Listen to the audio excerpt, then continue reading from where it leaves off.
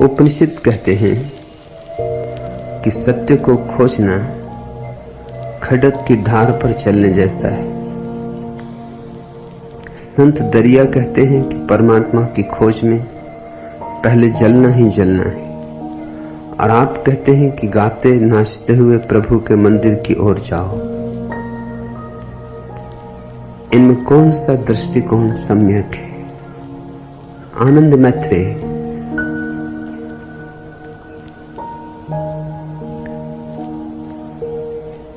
सत्य के बहुत पहलू हैं और सत्य के सभी पहलू एक ही साथ सत्य होते। उनमें चुनाव का सवाल नहीं। जिसने जैसा देखा उसने वैसा कहा। उपनिषद की बात ठीक ही है, क्योंकि सत्य के मार्ग पर चलना जोखिम की बात है, बड़ी जोखिम। क्योंकि भीड़ असत्य में डूबी है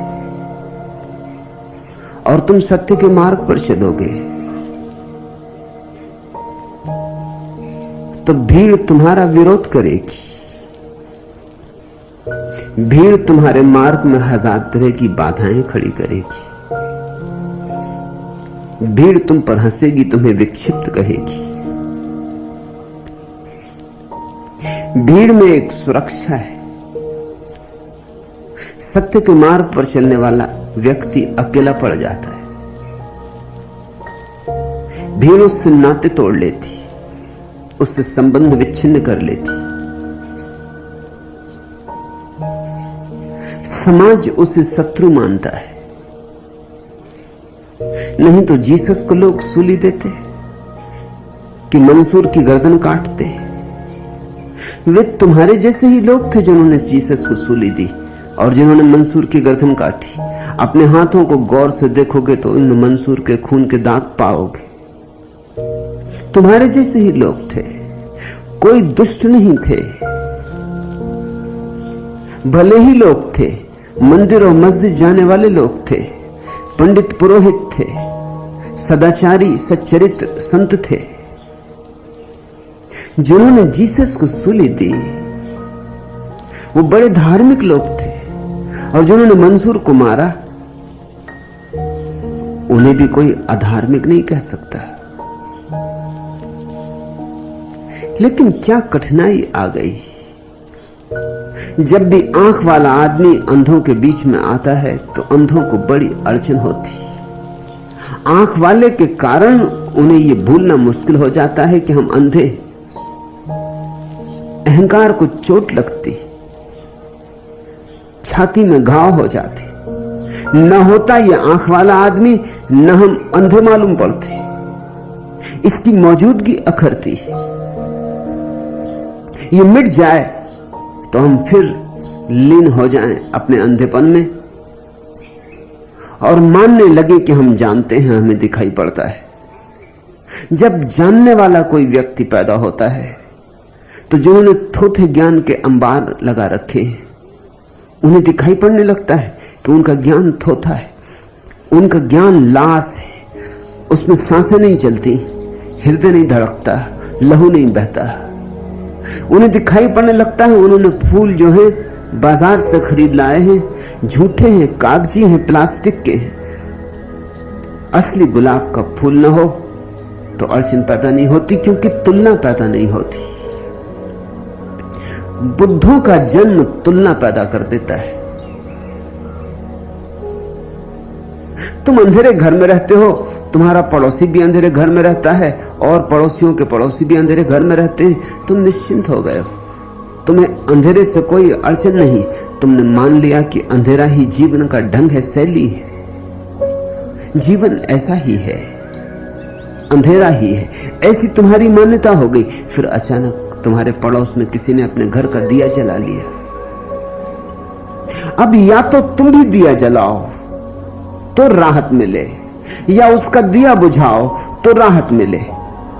और दिया जलाना कठिन, दिया बुझाना सरल।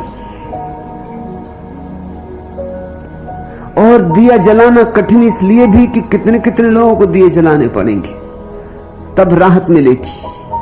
और बुझाना सरल, क्योंकि एक ही दिया बुझ जाए तो फिर अंधेरा स्वीकृत हो जाए। उपनिषद ठीक कहते हैं, सत्य के एक पहलू की तरफ इशारा है कि सत्य के मार्ग पर चलना तलवार की धार पर चलने जैसा है। और संत दरिया भी ठीक कहते हैं कि परमात्मा की खोज में जलना ही जलना है। विरह की अग्नि के बिना निखरोगे भी कैसे? जब तक विरह में जलोगे नहीं, तपोगे नहीं, राख न हो जाओगे विरह में, तब तक तुम्हारे भीतर मिलन की संभावना पैदा ही नहीं होगी। विरह में जो मिट जाता है वही मिलन के लिए हकदार होता है, पात्र होता है। मिटने में ही पात्रता है। और जलन कोई साधारण नहीं होगी, रोआ रोआ जलेगा, कण कण जलेगा, क्योंकि समग्र होगी जलन, तभी समग्र से मिलन होगा। यह कसौटी है, यह परीक्षा है, और यह पवित्र होने की प्रक्रिया है। यही प्रार्थना है, यही भक्ति है। तो दरिया भी ठीक कहते, यह दूसरा पहलू हुआ सत्य का, यह आंतरिक पहलू हुआ सत्य का। पहली बात थी जो बाहर से पैदा होगी, दूसरी बात है जो तुम्हारे भीतर पैदा होगी। समाज तुम्हें सताएगा, उसे सहा जा सकता है, कौन चिंता करता उसकी। ज्यादा से ज्यादा देह ही छीनी जा सकती है, तो देह तो छिन ही जाएगी। अपमान किया जा सकता है, तो नाम ठहरता ही कहां है इस जगत में। पानी पर खींची गई लकीर है, मिटी जाने वाला है। लोग पत्थर फेंकेंगे, गालियां देंगे, मगर ये सब साधारण बातें। जिसके भीतर लगन लगी सत्य की, वो इन सब के लिए राजी हो जाएगा। ये कुछ भी नहीं है, ये कोई बड़ा मूल्य नहीं है। भीतर की आग कहीं ज्यादा तड़फाएगी, धू धू कर जलेगी। अपने ही प्राण अपने ही हाथों जैसे हवन में रखती है। हजार बार मन होगा कि हट जाओ, अभी भी हट जाओ, अभी भी देर नहीं हो गई है, अभी भी लौटा जा सकता है।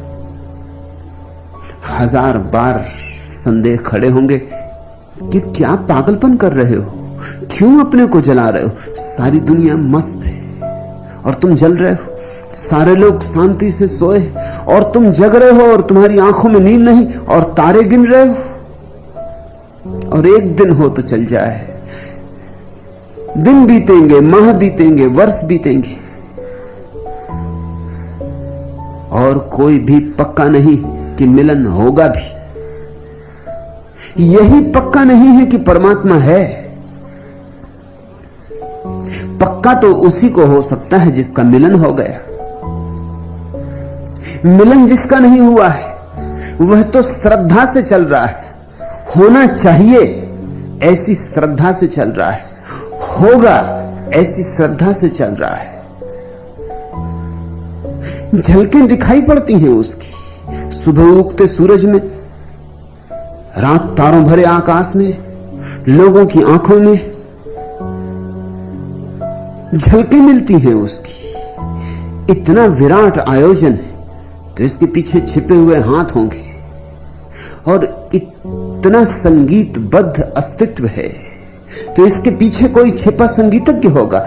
ऐसी मधुर वीणा बज रही है तो अपने से नहीं बज रही होगी। यह संयोग ही नहीं हो सकता। वैज्ञानिक कहते हैं जगत संयोग है, पीछे कोई परमात्मा नहीं। एक वैज्ञानिक ने इस पर विचार किया कि अगर जगत संयोग है तो इसके बनने की संभावना कैसे, कितनी है। उसने जो हिसाब लगाया वो बहुत हैरानी का है। उसने हिसाब लगाया है 20 अरब बंदर 20 अरब वर्षों तक 20 अरब टाइपराइटरों पर खटापट खटापट करते रहे, तो संयोग है कि शेक्सपियर का एक गीत पैदा हो जाए। संयोग है। 20 अरब बंदर 20 अरब वर्षों तक 20 अरब टाइपराइटरों को ऐसे खटरपट खटरपट करते रहे तो कुछ तो होगा ही। लेकिन शेक्सपियर का एक गीत पैदा करने में इतनी 20 अरब वर्षों की प्रतीक्षा करनी होगी। शेक्सपियर का एक गीत पैदा करने, और यह अस्तित्व गीतों से भरा है। हजार हजार कंठों से गीत प्रकट हो रहे हैं। हजारों शेक्सपियर पैदा हुए हैं, होते रहे। और जरा तारों के इस विस्तार को, इसकी गतिमयता को, इसके छंद को तो देखो। इस अस्तित्व की सुव्यवस्था को तो देखो। इसके अनुशासन को तो देखो। जगह जगह छाप है कि अराजकता नहीं है। कहीं गहरे में कोई संयोजन बिठाने वाला हृदय, कहीं कोई चैतन्य सबको संभाले, अन्यथा सब कभी का बिखर गया होता। कौन जोड़े है इस अनंत को, इस विस्तार को कौन संभाले? तुम मरुस्थल में जाओ और तुम्हें एक घड़ी मिल जाए पड़ी हुई, तो क्या तुम कल्पना भी कर सकते हो कि यह संयोग से बन गई होगी? हजारों हजारों साल में, लाखों लाखों साल में, करोड़ों करोड़ों साल में पदार्थ मिलता रहा, मिलता रहा, मिलता रहा, फिर एक घड़ी बन गया। और घड़ी कोई बड़ी बात है, लेकिन एक घड़ी भी अगर तुम्हें रेगिस्तान में पड़ी मिल जाए तो भी पक्का हो जाएगा कि कोई मनुष्य तुमसे पहले गुजरा है, कि तुमसे पहले कोई मनुष्य आया है। घड़ी सबूत है। घड़ी अपने आप नहीं बन सकती। घड़ी नहीं बन सकती तो ये इतना विराट अस्तित्व कैसे बन सकता है? घड़ी नहीं बन सकती तो मनुष्य का ये सूक्ष्म मस्तिष्क कैसे बन सकता है? सिर्फ पदार्थ की उत्पत्ति, जैसा मार्क्स कहता है। मार्क्स की सुंदर कृतियां, कम्युनिस्ट मैनिफेस्टो नहीं बन सकता अकारण, और न दास कैपिटल लिखी जा सकती है अकारण। संयोग मात्र नहीं, पीछे कोई सधे हाथ है। मगर ये श्रद्धा है। जब तक मिलन न हो जाए, जब तक परमात्मा से हृदय का आलिंगन न हो जाए, जब तक बूंद सागर में एक न हो जाए, तब तक ये श्रद्धा है। श्रद्धा सम्यक है, सार्थक है, मगर श्रद्धा श्रद्धा है, अनुभव नहीं।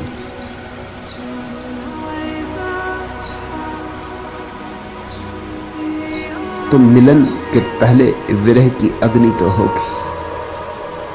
और चूंकि मिलन की शर्त यही कि तुम मिटो तो परमात्मा हो जाए। जब तक तुम हो परमात्मा नहीं, और जब परमात्मा है तब तुम नहीं।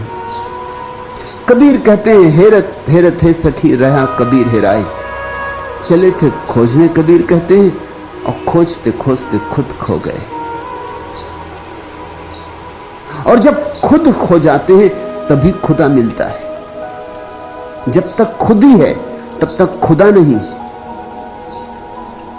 तो जलन तो बड़ी है, अपने ही हाथों को से अपने को चिता पर चढ़ाने जैसी है। साधारण प्रेम की जलन तो तुमने जानी। किसी से तुम्हारा प्रेम हो गया तो मिलने की कैसी आतुरता होती। 24 घड़ी सोते जागते एक ही धुन सवार रहती, एक ही स्वर भीतर बजता रहता, एक तारे की तरह। मिलना मिलना, एक ही छवि आंखों में समाई रहती, एक ही पुकार उठती रहती। हजार कामों में उलझे रहो, बाजार में, दुकान में, घर में, मगर रह रह के कोई हुक उठती रहती। साधारण प्रेम में ऐसा होता है। तो भक्ति की तो तुम थोड़ी कल्पना करो करोड़ों करोड़ों गुनी गहनता, और अंतर केवल मात्रा का ही नहीं है, गुण का भी है। क्योंकि ये प्रेम तो क्षणभंगुर है जो इतना सताता है, जिससे आज प्रेम हो सकता है कल समाप्त हो जाए, जिसकी आज याद बुलाए नहीं भूलती, कल बुलाए बुलाए ना आए, ये भी हो सकता है। आज जिसे चाहो तो नहीं भूल सकते, कल जिसे चाहो तो याद ना कर पाओ, ये भी हो सकता। ये तो क्षणभंगुर है, ये तो पानी का बबूला है, ये इतना जला देता है। ये पानी का बबूला ऐसे फफोले उठा देता है आत्मा में। तो जब शाश्वत से प्रेम जगता है तो स्वभावतः सारी आत्मा दग्ध होने लगती। संत दरिया ठीक कहते हैं, वह एक और पहलू हुआ सत्य का कि उसके मार्ग पर जलना ही जलना है। और चूंकि उपनिषद कहते हैं उसके मार्ग पर चलना खड्ग की धार पे चलना, और दरिया कहते हैं उसके मार्ग पर चलना अग्नि लगे जंगल से गुजरना है। इसीलिए मैं तुमसे कहता हूं नाचते जाना, गाते जाना, नहीं तो रास्ता काट ना पाओगे। जब तलवार पर ही चलना है तो मुस्कुरा के चलना, मुस्कुराहट ढाल बन जाएगी। नाच सको तो तलवार की धार मर जाएगी, गीत गा सको तो आग भी शीतल हो जाएगी। चूंकि उपनिषद सही, चूंकि दरिया सही, इसलिए मैं सही। जाओ नाचते गाते गीत गुनगुनाते। ये तीसरा पहलू, जब उस परमात्मा से मिलने चले हैं तो उदास उदास क्या, साधारण प्रेमी से मिलने जाते हो तो कैसे सच के जाते हो। देखा किसी स्त्री को अपने प्रेमी से मिलते जाते वक्त कितनी सजती, कितनी संवरती।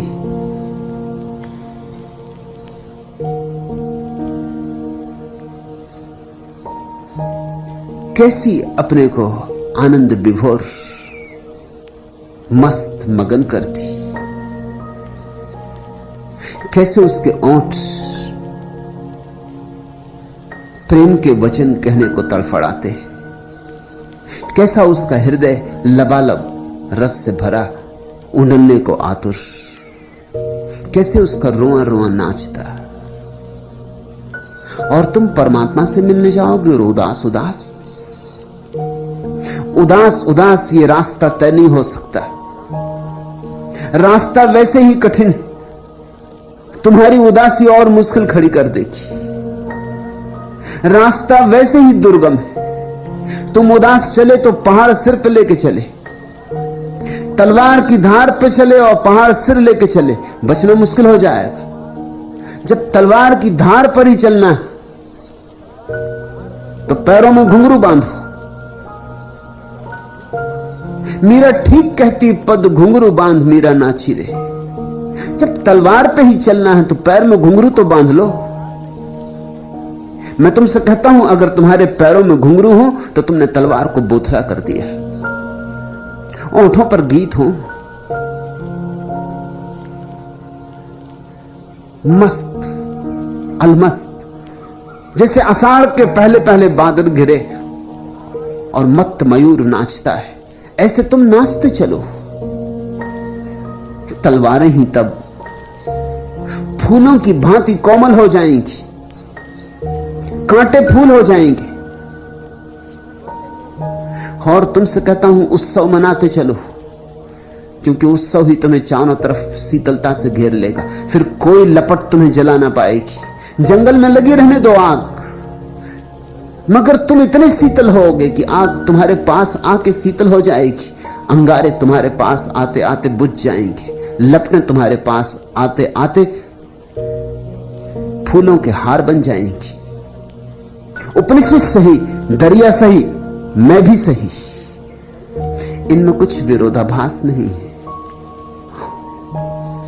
परमात्मा के संबंध में हजारों वक्तव्य दिए जा सकते हैं जो एक दूसरे के विपरीत लगते हो, फिर भी उनमें विरोधाभास नहीं होगा, क्योंकि परमात्मा विराट है, सारे विरोधों को समाये, सारे विरोधों को आत्मसात किए हुए। उसमें फूल भी हैं और कांटे भी हैं, उसमें रातें भी हैं और दिन भी।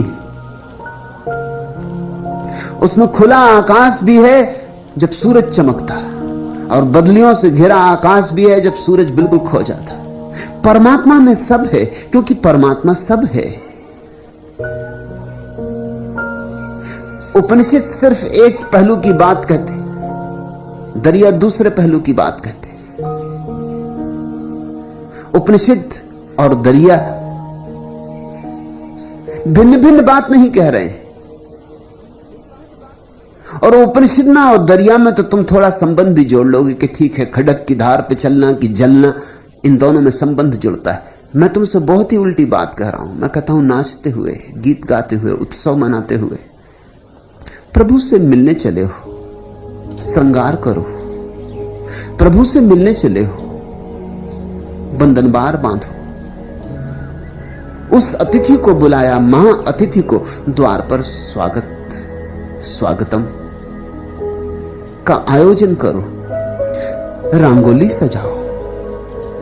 इतने महा अतिथि को निमंत्रण दिया है तो घर में दिए जलाओ, दिवाली मनाओ, कि गुलाल उड़ाओ, कि होली और दिवाली साथ ही साथ हो, कि छेड़ो वाद्य, कि गीत उठने दो, कि संगीत जगने दो। उस बड़े मेहमान को तभी तुम अपने हृदय में समा पाओगे। वह मेहमान जरूर आता है, बस तुम्हारे तैयार होने की जरूरत है। और बिना उत्सव के तुम तैयार ना हो सकोगे। उत्सव रहित हृदय में परमात्मा का आगमन न कभी हुआ है, न हो सकता है, क्योंकि परमात्मा उत्सव है। रसो वैसा, वह रस रूप है, तुम भी रस रूप हो जाओ तो रस का रस से मिलन हो, समान का समान से मिलन होता है।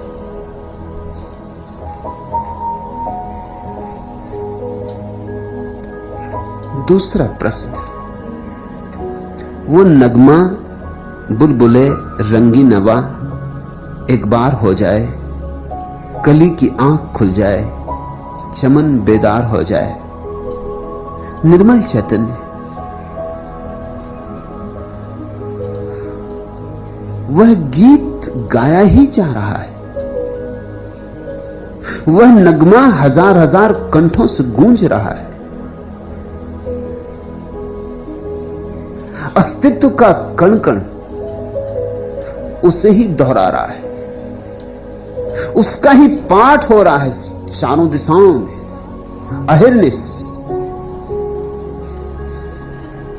और तुम कहते हो वो नगमा बुलबुले रंगी नवा एक बार हो जाए। वही है, बज रहा है, सब तारों पर वही सवार है, सब द्वारों पर वही खड़ा है। तुम कहते हो एक बार, वही बार बार हो रहा है। कली की आंख खुल जाए, चमन बेदार हो जाए। कलियां खिल गई हैं, चमन बेदार है, तुम बेहोश हो। दोष कलियों को मत दो और दोष चमन को भी मत देना। और ये सोच के भी मत बैठे रहना कि वो गीत गाए तो मैं सुनने को राजी हूं। वह गीत गा ही रहा है, वह गीत है, वह बिना गाए रह ही नहीं सकता। कौन पक्षियों में गा रहा है, कौन फूलों में गा रहा है, कौन हवाओं में गा रहा है। अनंत अनंत रूपों में उसी की अभिव्यक्ति है। लेकिन अक्सर हम ऐसा सोचते, निर्मल चैतन्य ही ऐसा सोचते, ऐसा नहीं। अधिकतर लोग ऐसा ही सोचते कि एक बार परमात्मा हो दिखाई पड़ जाए, एक बार उससे मिलन हो जाए, और रोज तुम उससे ही मिलते हो मगर पहचानते नहीं। जिसमें भी आता है तुम्हारे द्वार वही आता है, मगर प्रतिविज्ञा नहीं होती।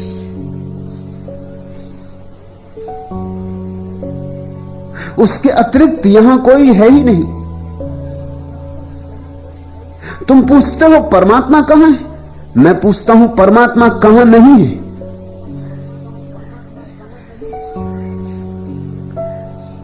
लेकिन हम बहाने खोजते, हम कहते हैं गीत बजता, जरूर हम सुनते, ये नहीं सोचते कि हम बहरे, क्योंकि अगर हम कहें हम बहरे हैं तो फिर कुछ करना पड़े, जिम्मेवारी अपने पे आ जाए। कहते हैं सूरज निकलता तो हम दर्शन करते, झुक जाते सूर्य नमस्कार में। ये नहीं कहते कि हम अंधे या कि हमने आंखें बंद कर रखी, क्योंकि ये कहना कि हमने आंखें बंद कर रखी हैं, फिर दोष तो अपना ही हो जाएगा। और जब दोष अपना हो जाएगा तो बचने का उपाय कहां रह जाएगा। सूरज नहीं निकला, इसलिए हम करें तो क्या करें। सितार नहीं बजी उसकी तो हम करें तो क्या करें। फूल नहीं खिले उसके तो हम नाचें तो कैसे नाचें। बहाने मिल गए, सुंदर बहाने मिल गए, इनकी ओट में अपने को छिपाने का उपाय हो जाए। वह प्यारा हमारे द्वार पर दस्तक ही नहीं दिया तो हम कहें तो किसको कहें कि आओ।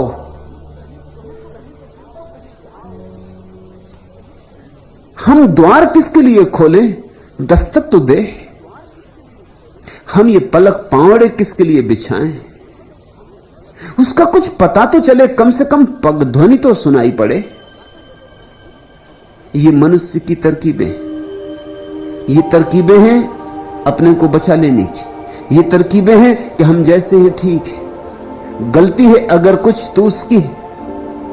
कली की आंख खुलती तो चमन तो बेदार होने को राजी था, कली की आंख नहीं खुलती, चमन बेदार कैसे हो।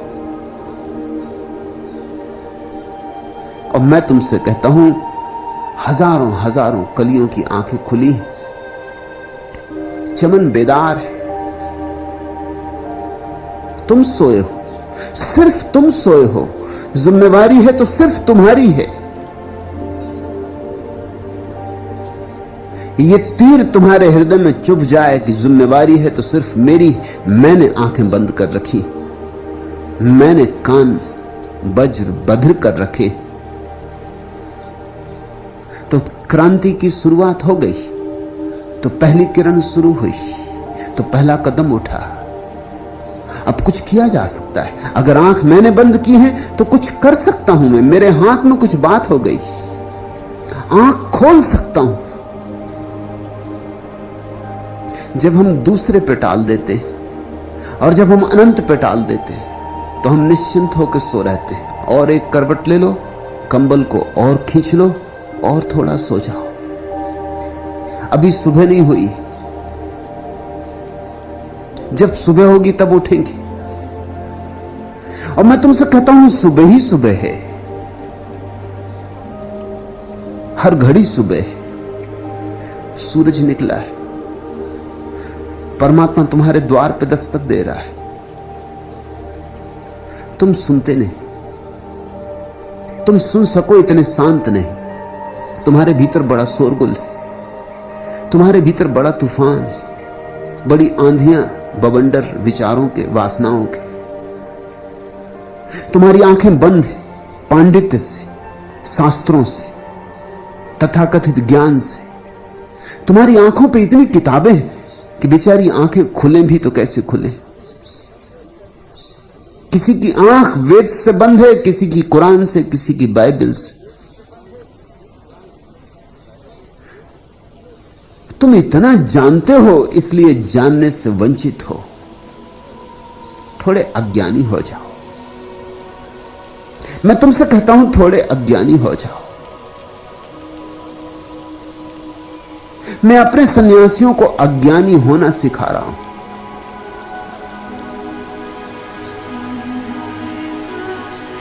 छीन रहा हूं ज्ञान उनका, क्योंकि ज्ञान ही धूल है दर्पण पर।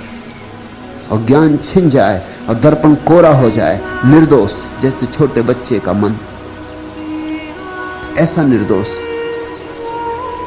तो फिर देर नहीं होती, पल भर की देर नहीं होती। तत्क्षण उसकी पगध्वनि सुनाई पड़ने लगती, तत्क्षण द्वार पर उसकी दस्तक दिखाई पड़ने लगती, तत्क्षण सारा चमन बेदार मालूम होता, मस्ती ही मस्ती, सब तरफ उसके गीत गूंजने लगते। फिर तुम जहां भी हो मंदिर है, और जहां भी हो वहीं तीर्थ। आंख से धूल हटे, और धूल ज्ञान की है, मुश्किल यही है, क्योंकि तुम धूल को धूल मानो तो हटा दो। अभी तुम धूल को समझ रहे हो सोना है, हीरे जवारात संभाल के रखे हो। इस जगत में सबसे ज्यादा कठिन चीज छोड़ना ज्ञान है। धन लोग छोड़ देते हैं, धन बहुतों ने छोड़ दिया है। घर द्वार छोड़ देते हैं, वह बहुत कठिन नहीं है। घर द्वार छोड़ना बहुत सरल है, क्योंकि कौन घर द्वार से ऊब नहीं गया है। सच तो यह है कि घर द्वार में रहे आना बड़ी तपस्या है। हठयोगी पिट रहे हैं मगर रह रहे हैं। तुम उनको संसारी कहते हो और भगोड़ों को सन्यासी कहते हो। जो भाग गए कायर, उनको कहते हो सन्यासी। और बेचारे ये जो 100 जूते खाए तमाशा घुस के देखे, इनको तुम कहते हो कि संसारी। जूतों पे जूते पड़ रहे हैं मगर उनके कान पे जू नहीं रेंगती, डटे हैं। हठयोगी कहता हूं मैं इनको। इनकी जिद तो देखो, इनका संकल्प तो देखो, इनकी दृढ़ता तो देखो, इनकी छाती तो देखो, बड़े मजबूत है। इनको तुम पापी कहते हो। संसार से भागना तो बिल्कुल आसान है, कौन नहीं भागना चाहता है।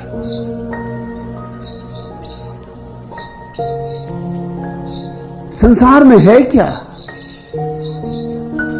तकलीफें ही तकलीफें, जंजाल ही जंजाल है। दुखों पर दुख चले आते, बदलियां घनी से घनी, काली से काली होती चली जाती। अंग्रेजी में कहावत है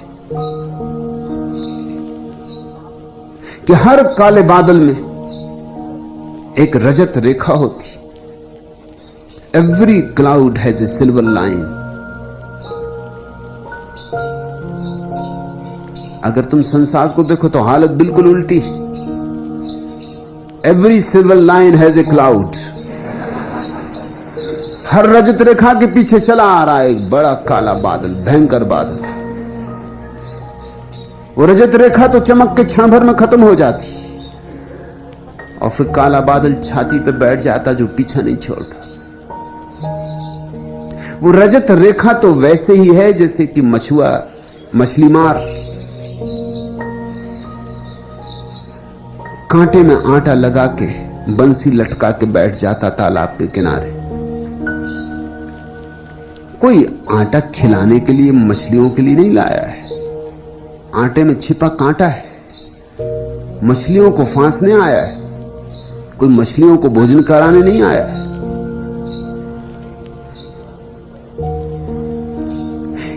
एक झील पर मछली मारना मना था, बड़ा तख्ता लगा था कि मछली मारना मना है, सख्त मना है, और जो भी मछली मारेगा उस पर अदालत में मुकदमा चलाया जाएगा। स्वभाव था उस झील में खूब मछलियां थी। मुल्ला नसरुद्दीन मजे से मछलियां मारने बैठा था वहां। आ गया मालिक बंदूक लिए। उसने कहा नसरुद्दीन तख्ती पढ़ी? नसरुद्दीन ने कहा पढ़ी। फिर क्या कर रहे हो? बंसी लटका के बैठा था। कहा कुछ नहीं, जरा मछलियों को तैरना सिखा रहा हूं। कोई मछलियों को तैरना सिखाने की जरूरत है कि मछलियों को आटा खिलाने के लिए कोई उत्सुक है। आटा खुद नहीं मिल रहा है, लेकिन आटे के बिना मछली कांटे को लीलेगी नहीं। प्रयोजन कांटा है। वो जो रजत रेखा चमकती बादल में, वो तो आटा है। पीछे चला आ रहा काला बादल आशाओं की तरह रजत रेखा है। संसार में बस आशाएं हैं, उनकी पूर्ति तो कभी होती नहीं। बस आश्वासन, बस दूर से सब अच्छा लगता है। एक महिला ने मुझसे कहा कि मेरी बड़ी मुसीबत है, मैं दूर से सुंदर मालूम पड़ती हूं,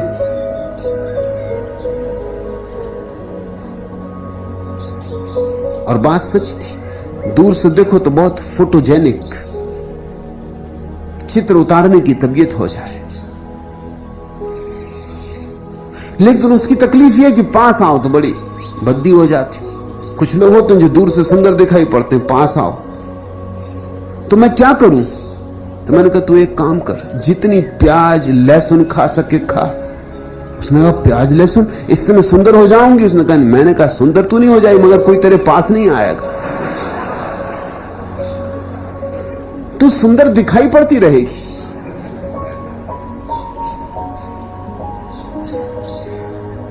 इस जगत में सब चीजें दूर से सुंदर दिखाई पड़ती, पास आओ सब विकृत होने लगता है। जैसे जैसे पास आओ सब सपने उखड़ने लगते, सब आशाएं टूटने लगती। जैसे जैसे पास आओ तथ्य उभरने लगते। आटा खो जाता है और कांटा हाथ लगता है, लेकिन तब तक बहुत देर हो गई होती, तब तक उलझ गए होते हो। फिर उलझाव से निकलना मुश्किल हो जाता है। जितनी निकलने की चेष्टा करते हो उतना उलझाव बढ़ता चला जाता है, क्योंकि निकलने की चेष्टा में नए उलझाव खड़े करने पड़ते। तुमने देखा कभी एक झूठ बोल के देखा? एक झूठ बोलो फिर 10 झूठ बोलना पड़ते, क्योंकि उस एक झूठ को बचाना है, और 10 बोले तो 1000 बोलने पड़ेंगे, क्योंकि उनको बचाना। एक झूठ बोलकर जो फंसे तो शायद जिंदगी भर झूठ बोलने पड़े। सत्य की यही खूबी कि एक बोला कि उसके पीछे कोई सिलसिला नहीं। तुम ऐसा समझो कि सत्य बांझ, उसके बाल बच्चे नहीं होते। सत्य संतति नियमन को मानता है। झूठ पक्का हिंदुस्तानी है। जब तक दर्जन 2 दर्जन बच्चे पैदा ना कर दे तब तक झूठ का मन नहीं भरता, बस बच्चे पैदा करते चला जाता है। सबसे बड़ी झूठ आदमी ने जो बोली है वह यह है कि दोष किसी और का है। यह सबसे बड़ा झूठ है, यह बड़े से बड़ा झूठ है, यह आधारभूत झूठ है। फिर सारे झूठों के महल इसी पर खड़े होते। मैं क्या करूं? परमात्मा कहीं दिखाई नहीं पड़ता, अन्यथा मैं तो उसके चरणों में झुक जाने को राजी हूं।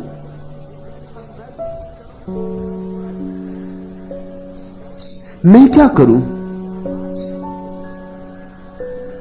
उसकी आवाज मुझे सुनाई नहीं पड़ती, अन्यथा मैं तो जहां पुकारे वहां जाने को राजी हूं। किसी दूर चांद तारों पर पुकारे तो वहां जाने को राजी हूं। मैं तो सब समर्पण करने को तैयार हूं, लेकिन पुकार तो सुनाई पड़े, आवाज तो आए। और आवाज रोज आ रही, प्रतिपल आ रही, और तुम कानों में उंगलियां डाले बैठे हो। लेकिन उंगलियां तुम जन्मों जन्मों से डाले हो, तो शायद तुम सोचते हो कानों में उंगलियों का डाला होना यही स्वाभाविक है। और आंखों पर तुम्हारे इतनी धूल है, और धूल चूंकि ज्ञान की है, और ज्ञान की बड़ी महिमा और प्रतिष्ठा गाई गई कि जहां राजा का भी सम्मान नहीं होता वहां भी विद्वान पूजे जाते हैं।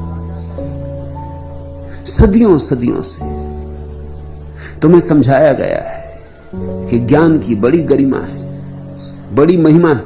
वेद कंठस्थ करो, उपनिषद दोहराओ, और परिणाम में सुन तुम सिर्फ तोते हो गए हो। उपनिषद भी दोहराते हो, वेद भी दोहराते हो, ज्ञान तो कुछ हुआ नहीं। ज्ञान के नाम पर थोथे शब्दों का जाल तुम्हारी आंखों पर छा गया, जाली छा गई तुम्हारे आंखों पर। अब तुम्हें कुछ दिखाई नहीं पड़ता। परमात्मा सामने खड़ा है, तुम जहां मुंह करो वहीं खड़ा है।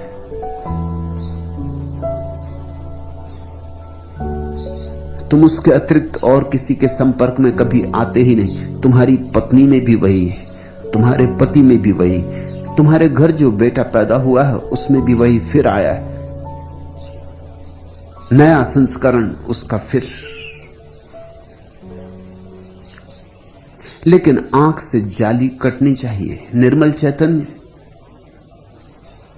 ज्ञान छोड़ो, ध्यान पकड़ो। दरिया ठीक कहते हैं, ध्यान हो तो ज्ञान अपने से जन्मता है। वह ज्ञान तुम्हारे भीतर से आएगा तभी ज्ञान है। जब तक बाहर से आए तब तक अज्ञान को छिपाने की प्रक्रिया है और कुछ भी नहीं। सोचो बैठकर कभी, तुम जो भी जानते हो वो भीतर से आया या बाहर से, और तुम बड़े चकित हो जाओगे। तुम पाओगे सब बाहर से आया, तो सब बेकार है। और बेकार ही नहीं, बाधक है, अड़चन। उतने का ही भरोसा करो जो तुम्हारे भीतर से आया हो, जो तुम्हारे ध्यान में उमगा हो, बस उसका ही भरोसा करना। उसका ही भरोसा रहे तो तुम्हें उसके नगमे अभी सुनाई पड़े, अभी यही। उसका ही भरोसा रहे तो तुम्हें उसका सौंदर्य अभी दिखाई पड़े, अभी यही। अगर तुम थोड़े ज्ञान की पकड़ को छोड़ दो, फिर से अज्ञानी हो जाओ जैसे छोटे बच्चे। अज्ञान में एक निर्दोषता है। मैं तुमसे कहता हूं, पंडित नहीं पहुंचते, अज्ञानी पहुंचते। अज्ञानी से मेरा अर्थ है जिसने बाहर के ज्ञान को बिल्कुल इंकार कर दिया और जो भीतर डुबकी मार के बैठ गया, और जिसने कहा कि जो मेरे भीतर अनुभव होगा वही मेरा है। से सब उधार है, बासा है, उच्छिष्ट।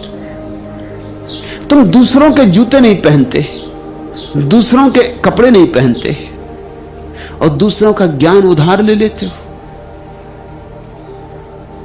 दूसरों का जूठा भोजन नहीं करते, और हजार हजार ओठों से जो शब्द जूठे हो गए उनको ही छाती लगा के बैठ गए हो। इससे अड़चन है। नहीं तो आंख बंद करो और उसका ही जलवा है। हम वही हैं जो हम नहीं हैं। भाव जो कभी मूर्त न हुए, शब्द जो कभी कहे नहीं गए, जीने की व्यथा में डूबे हुए स्वर जो ध्वनित नहीं हो पाए, राग नहीं बने, जीवन के अचिन्हे सीमांत के चरम क्षण होने न होने के अपनी अनंतता में ठहरे रहे, निरंतर अपनी अतीन्द्रिय संपूर्णता में जीते रहे, पर बीते नहीं, भोगे नहीं गए। आकार रूपहीन आघात जो बस सहे ही गए, अनजाने अनचाहे आंखों की कोरों में उमड़े हुए आंसू से अनदिखे अटके ही रहे, झरे नहीं। वही है हम जो नहीं है। तुम वही हो गए हो जो तुम नहीं हो, क्योंकि उस ज्ञान को पकड़ लिया जो तुम्हारा नहीं, उस चरित्र को पकड़ लिया जो दूसरों ने तुम्हें पकड़ा दिया, उस संस्कार से भर गए जो बासा ही नहीं है, उधार ही नहीं है, मुर्दा भी है। तुमने अपने अंतस को अवसर ही ना दिया, तुमने स्वस्फुरणा को मौका ही ना दिया, इसलिए तुम वही हो गए हो जो तुम नहीं हो, और जो तुम हो उसका तुम्हें पता भूल गया है। तुम जो हो वही परमात्मा का एक रूप है, उसे कहीं खोजने और नहीं जाना, अपने भीतर डुबकी मारनी। खोलो निज मन के वातायन, रवि किरणों को मत रोको, भीतर आने दो। उनमें श्रद्धा और ज्ञान के अनगिन जगमग दीप जल रहे। खोलो निज मन के वातायन, मुक्त पवन को मत रोको, भीतर आने दो। उसकी लहरों में मानव ममता के सुरभित स्वप्न पल रहे। और एक बार तुम शून्य हो जाओ, शांत हो जाओ, मौन हो जाओ, तो चांद में भी वही आएगा चांदी होकर, और सूरज में भी वही आएगा सोना होकर। खोलो द्वार दरवाजे, ज्ञान के ताले मार के बैठे हो। खोलो द्वार दरवाजे, आने दो हवाओं को, बहने दो हवाओं को। अस्तित्व से संबंध जोड़ो, मंदिरों से मस्जिदों से संबंध तोड़ो, वृक्षों से, फूलों से, चांतारों से संबंध जोड़ो, क्योंकि वे जीवंत परमात्मा है। तुम मुर्दा मूर्तियों की पूजा में संलग्न हो। दिए जल ही रहे हैं, आरती उतर ही रही है, फूल चढ़े ही हैं उसके चरणों में। तुम जरा देखो, तुम जरा जागो। तुम सोए हो, तुम गहरी नींद में हो। दरिया ठीक कहते हैं, जागे में फिर जागना। इस जागने को जागना मत समझ लेना, इसमें अभी और जागना है। जागे में फिर जागना, बस यही समाधि की परिभाषा है।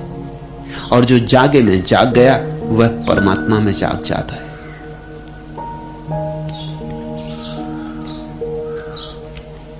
तीसरा प्रश्न, भगवान आपको सुनता हूं तो लगता है कि पहले भी कभी सुना है, देखता हूं तो लगता है कि पहले भी कभी देखा है। वैसे मैं पहली ही बार यहां आया हूं, पहली ही बार आपको सुना और देखा है। मुझे यह क्या हो रहा है? संदीप, यहां कोई भी नया नहीं, न तुम नए हो न मैं नया हूं। यहां जो तुम्हारे पास बैठे हुए लोग हैं ये भी कोई नए नहीं। न मालूम कितनी बार, न मालूम कितने कितने राहों में, न मालूम कितने कितने लोकों में, न मालूम कितनी कितनी यात्राओं में, योनियों में मिलन होता रहा है। हम अनंत यात्री बिछुड़ते रहे, मिलते रहे। इसलिए चकित ना हो, चौंको मत। यह भी हो सकता है कि मुझसे तुम्हारा मिलना कभी ना हुआ हो, लेकिन मुझ जैसे किसी व्यक्ति से मिलना हुआ हो तो भी याद आएगी, तो भी कोई दबी हुई गहन अचेतन की परतों में याद सरकेगी। क्योंकि बुद्धत्व का स्वाद एक है। अगर तुमने बुद्ध को देखा था, अगर तुमने नानक को देखा था, अगर तुमने कबीर या फरीद के साथ 2 घड़ियां बिताई थी, या कौन जाने दरिया से दोस्ती रही हो, अगर तुमने अनंत अनंत जीवन की यात्राओं में कभी भी किसी ध्यानस्थ व्यक्ति के पास 2 क्षण बिताए थे, तो याद आएगी। क्योंकि ध्यान का स्वाद अलग अलग नहीं होता। बुद्ध ने कहा है, जैसे सागर को कहीं से भी चखो खारा है, ऐसे ही बुद्धों को भी कहीं से चखो, उनका स्वाद एक ही है, जागरण का स्वाद है। मैं कोई व्यक्ति नहीं हूं, व्यक्ति तो गया, व्यक्ति तो बहा, कब का बह गया। अब तो भीतर एक शून्य है। ऐसे शून्य का अगर तुमसे कभी भी संस्पर्श हुआ हो, और यह असंभव है कि अनंत अनंत जन्मों में कभी ना हुआ हो, यह असंभव है, यह हो ही नहीं सकता। इतने बुद्ध हुए, इतने समाधिस्थ लोग हुए, इतने जिन हुए, इतने पैगंबर, इतने तीर्थंकर, इतने सिद्ध, यह कैसे हो सकता है कि तुम कभी भी किसी बुद्ध की छाया में न बैठे हो? ये कैसे हो सकता है कि सत्संग का स्वाद तुमने कभी न लिया हो? असंभव है। चाहे तुम्हारे बावजूद ही सही, कभी किसी राह पर 2 कदम तुम जरूर किसी बुद्ध के साथ चल लिए होगे। चूक गए, उस बार चूक गए, इस बार मत चूकना। इसलिए कोई याद तुम्हारे भीतर उठ रही, उभर रही। हम अनंत अनंत जीवन की स्मृतियां अपने भीतर लिए बैठे, भूल गए उन्हें, मगर वे मिटती नहीं। शरीर छूट जाता है लेकिन चित्त साथ चलता है। शरीर तो एक बार जो मिला वो मिट्टी में गिर जाता है, लेकिन उसके भीतर चित्त अनुभवों का जो संग्रह है वो नई छलांग ले लेता है, वो नया जन्म ले लेता है। शरीर का नया जन्म नहीं होता, मन का नया जन्म हो जाता है। इस बात को समझना, शरीर का नया जन्म हो ही नहीं सकता, क्योंकि शरीर मिट्टी, गिरा सो गिरा। और आत्मा का नया जन्म हो ही नहीं सकता, क्योंकि आत्मा शाश्वत है, ना उसका कोई जन्म है ना मृत्यु। फिर जन्म किसका होता है? दोनों के बीच में जो मन है उसका ही जन्म होता है। ये जो पुनर्जन्म का सिद्धांत है मन के ही संबंध में लागू होता है, आत्मा के संबंध में लागू नहीं होता। आत्मा का क्या जन्म, न कोई मृत्यु न कोई जन्म। और शरीर का भी क्या जन्म क्या मृत्यु, शरीर तो मरा ही हुआ है। शरीर है मृत्यु, मरण धर्म, मिट्टी, उसका कोई जन्म नहीं होता न कोई मरण होता, वह तो मरा ही हुआ है।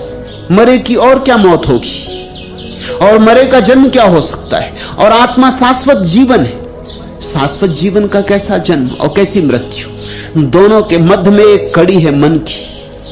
वही मन यात्रा करता है, वही मन नए नए जन्म लेता है। उसी मन में तुम्हारे सारे जन्मों जन्मों के संस्कार हैं। उन संस्कारों में मनुष्यों के ही संस्कार नहीं है। जब तुम पशु थे उसके भी संस्कार है, जब तुम पक्षी थे उसके भी संस्कार है,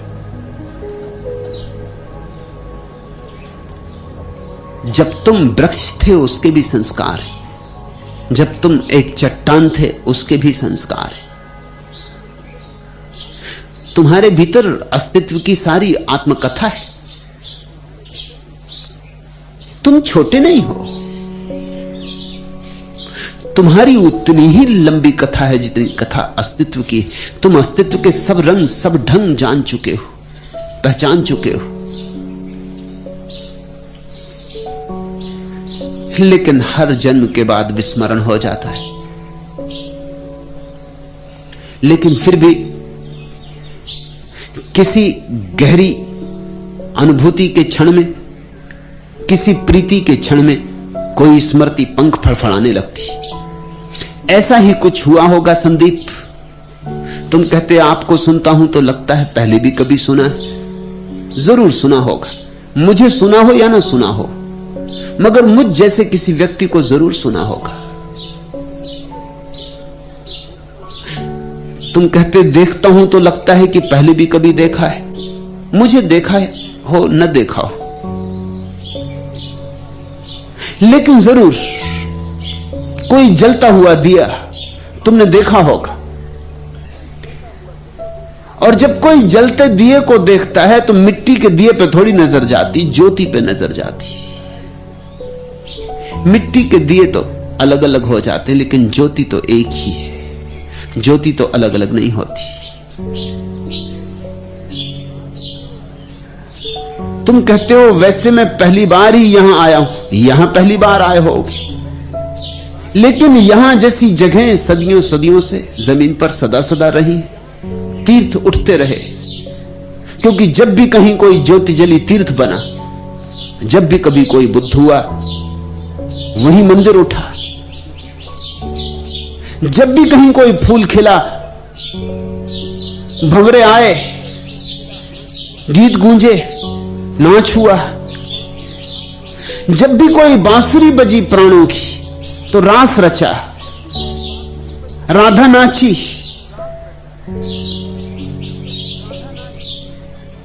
गोपियों ने मंडल बनाए, गीत गाए। सदियों सदियों में यह होता रहा। जरूर कोई झलक अतीत की, कोई स्मृति फिर जग गई होगी, इसलिए तुम्हें ऐसा लगा है। पूर्वा जो डोल गई, घटा घटा आंगन में जूड़े से खोल गई। बूंदों का लहरा दीवारों को चूम गया, मेरा मन सावन की गलियों में झूम गया। श्याम रंग परियों से अंबर है घिरा हुआ, घर को फिर लौट चला बरसों का फिरा हुआ। मैया के मंदिर में अम्मा की मानी हुई, डुग डुग डुग डुग डुग बधैया फिर बोल गई। पूर्वा जो डोल गई, घटा घटा आंगन में जूड़े से खोल गई। बरगद की जड़ें पकड़ चरवाहे झूल रहे, विरहा की तानों में बिरहा सब भूल रहे। अगली सहालत तक ब्याहों की बात टली, बात बड़ी छोटी पर बहुतों को बहुत खली। नीम तले चौरा पर मीरा की बार बार, गुड़िया के ब्याह वाली चर्चा रस घोल गई। पूर्वा जो डोल गई, घटा घटा आंगन में जूड़े से खोल गई। खनक चूड़ियों की सुनी मेहंदी की पातों ने, कलियों पर रंग फेरा मालिन की बातों ने। धानों के खेतों में गीतों का पहरा है, चिड़िया की आंखों में ममता का सहरा है। नदिया से उमक उमक मछली वह छमक छमक, पानी की चूनर को दुनिया से मोल गई। पूर्वा जो डोल गई, घटा घटा आंगन में जूड़े से खोल गई। झूले के झूमक हैं शाखों के कानों में, सबनम की फिसलन है केले की रानों में। ज्वार और अरहर की हरी हरी सारी है, नई नई फूलों की गोटा किनारी है। गांवों की रौनक है मेहनत की बाहों में, धोबिन भी पाटे पे हैया छू बोल गई। पूर्वा जो डोल गई, घटा घटा आंगन में जूड़े से खोल गई। जैसे कोई बहुत दिनों का दूर चला गया व्यक्ति अपने गांव वापस लौटे और हर छोटी छोटी बात याद आने लगे। पूर्वा जो डोल गई, घटा घटा आंगन में जूड़े से खोल गई। छोटी छोटी बातें याद आने लगे। ये गांव का मंदिर, ये गांव का पनघट, पनघट पे घटी हुई रस भरी बातें, ये गांव का पुराना बरगद, इस बरगद के नीचे खेले गए खेल, इस बरगद पे डाले गए झूले, झूलों पे भरी गई पेंगे, ये गांव का बाजार, बाजार के भरने के दिन, बाजार में खरीदे गए खिलौने, सब याद आने लगता है। जैसे कोई वर्षों वर्षों बाद अपने गांव लौटा हो। बूंदों का लहरा दीवारों को चूम गया, मेरा मन सावन की गलियों में झूम गया। श्याम रंग परियों से अंबर है घिरा हुआ, घर को फिर लौट चला बरसों का फिरा हुआ। मैया के मंदिर में अम्मा की मानी हुई, डुग डुग डुग डुग डुग बुधैया फिर बोल गई। पूर्वा जो डोल गई, घटा घटा आंगन में जूड़े से खोल गई। ऐसा ही कुछ हो रहा है तुम्हें, कहीं फिर लौट आए हो जहां कभी आना हुआ था। यह बात स्थान की नहीं है, समय की नहीं है, यह बात आत्मा की एक दशा की है। इन स्मृतियों को दबा मत देना, तर्क जाल में डुबा मत देना, बुद्धि के विश्लेषण में नष्ट भ्रष्ट मत कर डालना।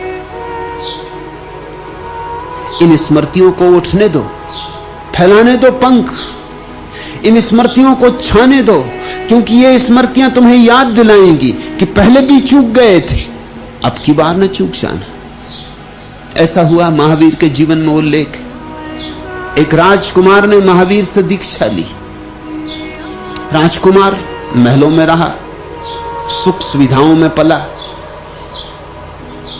फिर महावीर के साथ जिस धर्मशाला में ठहरना पड़ा, नया नया सन्यासी था, उसे जगह मिली बिल्कुल दरवाजे पर।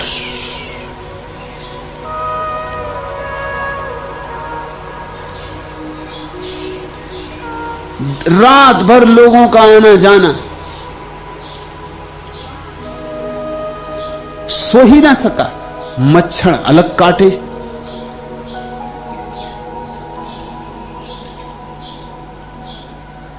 जमीन कड़ी, बिना बिस्तर के सोना, न तकिया पास, हाथ का ही तकिया। कभी ऐसे सोया नहीं था। और ऐसी बेहूदी जगह, धर्मशाला का दरवाजा जिस पे दिन भर भी लोग, रात भर भी लोग, फिर कोई आया, फिर किसी ने द्वार खटखटाया, फिर कोई मेहमान आया, फिर द्वार खोले गए, फिर मेहमान भीतर लिया गया। आधी रात थी, उसने सोचा ये क्या हुआ, ये मैं किस झंझट में पड़ गया। अच्छा भला घर था, सुख सुविधा थी, सुबह ही होते वापस लौट जाऊंगा। सोचा था कि चुपचाप ही लौट जाए, महावीर को कुछ कहना ठीक नहीं, पर राजकुमार था, संस्कारी था, सोचा कि ये तो उचित ना होगा। दीक्षा ली है तो कम से कम उनको नमस्कार करके, क्षमा मांग के कि नहीं मुझसे ना सदेगी, लौट जाऊं। जैसे ही महावीर के पास पहुंचा, झुक के नमस्कार किया। महावीर ने कहा तो इस बार फिर लौट चले। बड़ा हैरान हुआ राजकुमार, उसने कहा इस बार? मैं तो पहली ही बार आपके पास आया हूं,